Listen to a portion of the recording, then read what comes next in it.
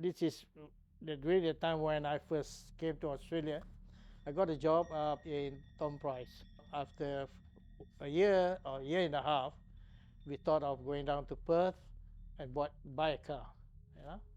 Then after we bought a car, we drove from Perth to Tom Price, which is around about 1,600 kilometers or more or less. You know, it's about day and a half drive. You know, so anyway, we came to one place there. We drive, and the last station we arrived on there was around about 9 o'clock. That was in Nanutara. The passenger was my missus, my son, Lily, and one of my niece. We got on there. So it was around about 9, 10 o'clock, roughly. So we went. There's a junction, so we take the one to Tom Price. And after driving about 2 hours, 2.5 hours, I think, and it was pitch dark, There's no moon, nothing at all. But it's all gravel road. It's not bitumen. It's all gravel. Driving about that hours, and then all of a sudden, one big light came. Big light, very far. And I thought, nah, this could be a semi-trailer, going to that road. And that was my first thought. The only thing I noticed is this light is not, it's not glaring like the normal light, It's just bright light. That's all. So my car went through, and this big light went past me, straight down, and the kids are all asleep, just all asleep at the back. And I didn't see any car. It's not no any vehicles or anything. And I was thinking that what was that one, Anyway, I just keep on driving about say half an hour, 3/4 an hour.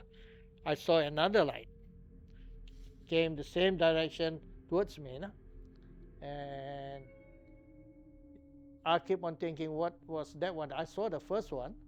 This one, my thought was a train that was on the railway, because train used to have one light in the center.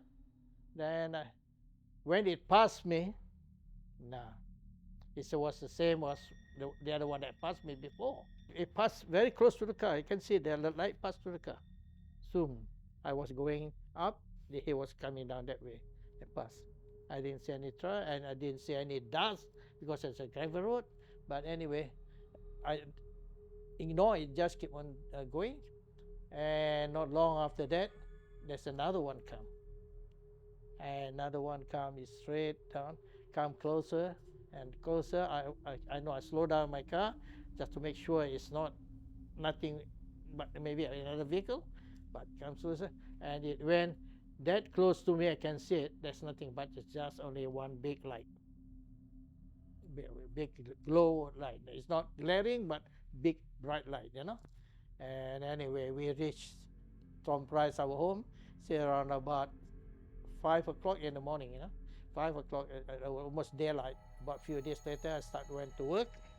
I asked a few friends, because some of them been up and down that road so many times, and I said to him, since you've been here longer than me, you've been up and down, what do you experience on the road? Have you seen anything, any suspicious thing or any unusual thing? Nah, he said, no, I didn't see. Well, because I used to travel daylight, he said. I very rarely travel night, he said. So one guy came and said, they called me David. He said, David, what did you experience? I said, no, I saw a light coming down towards me the other night. When I coming down, it's around about almost midnight or close midnight, dark, pitch dark. He said, you know what it is, David?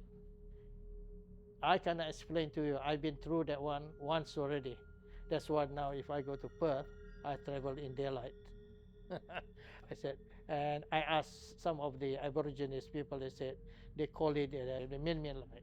They said, to explain you what it is, no, I can't explain. I don't know. I said, the 4th year, I think, I want to go down to Port Hedland during that time, because that was during Ramadan, 1 day, 2 days before Eid, before the fasting end.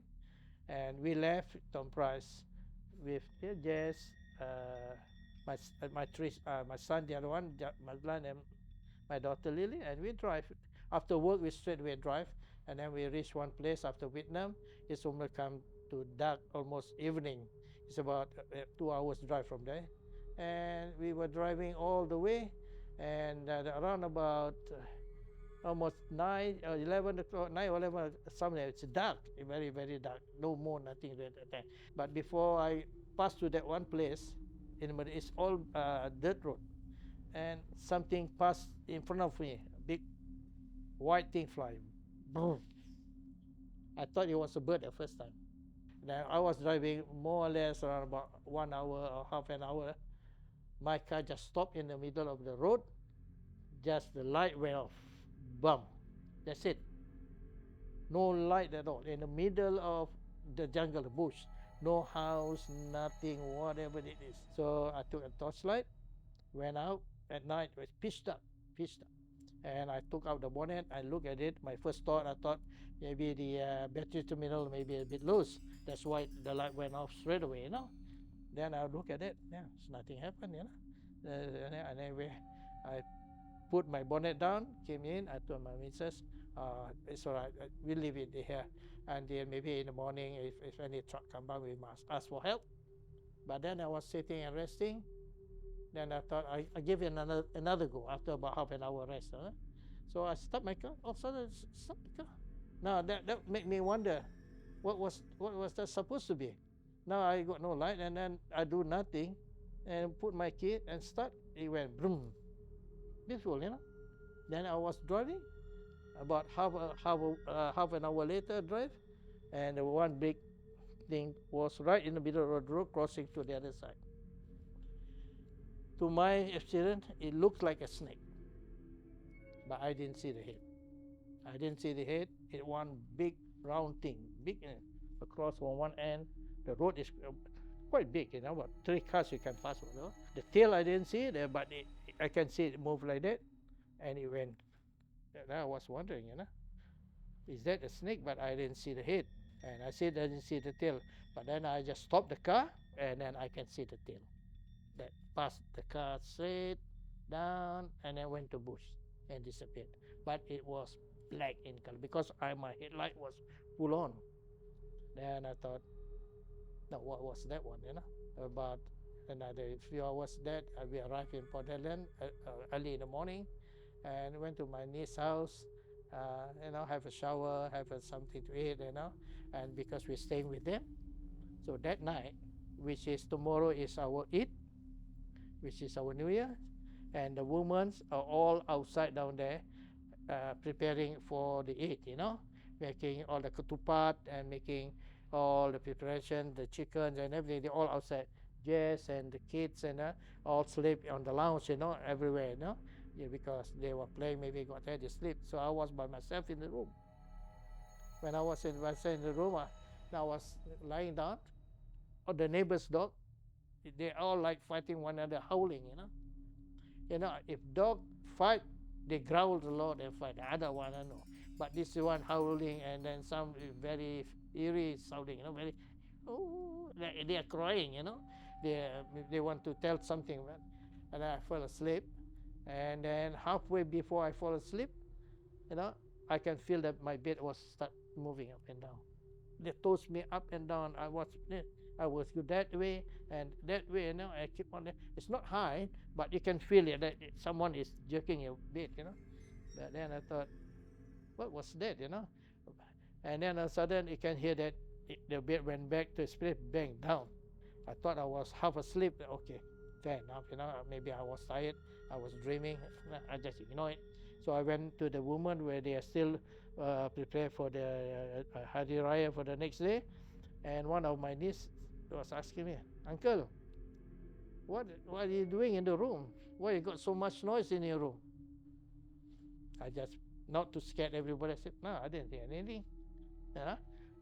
No, it's all right. Maybe I fall from the bed, most probably. Maybe Uncle fall from the bed, tired, like, driving yesterday. I sleep, I fall in.